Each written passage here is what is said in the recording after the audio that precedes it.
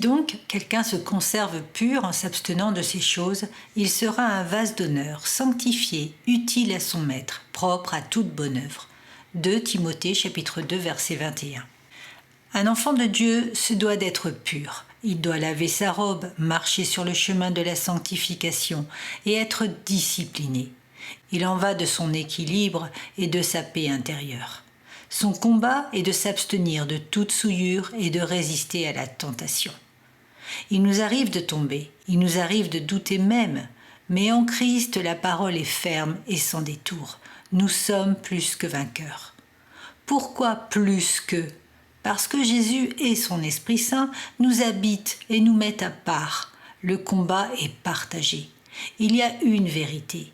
Plus nous apprenons à vivre en esprit, plus il nous révèle que la tentation, la souillure et tout ce qui nous invite à faire des choix douteux n'est qu'un piège pour nous écarter du bon chemin, celui de la sainteté.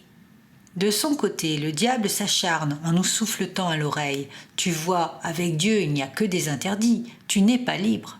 Et nous savons malheureusement que beaucoup de gens écoutent ce mensonge. Frères et sœurs, si Dieu interdisait quoi que ce soit, il n'aurait jamais eu de péché. Nous serions des robots sans âme ni intelligence, à la solde d'un dictateur. Dieu est bon et tout-puissant.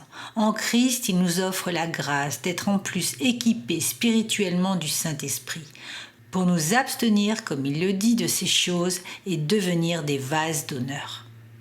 La parole de Dieu nous le recommande dans Jacques chapitre 4, verset 7. « Soumettez-vous donc à Dieu, résistez au diable et il fuira loin de vous. » Nous avons bien entendu, soumettez-vous.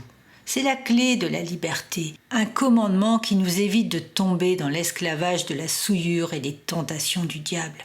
Seule notre soumission à Dieu nous permet de résister. Et lorsque l'on sait combien être soumis à Dieu n'a rien de comparable à la soumission imposée par Satan avec le péché, nous ne pouvons que nous blottir dans les bras de Jésus afin d'obéir à sa parole.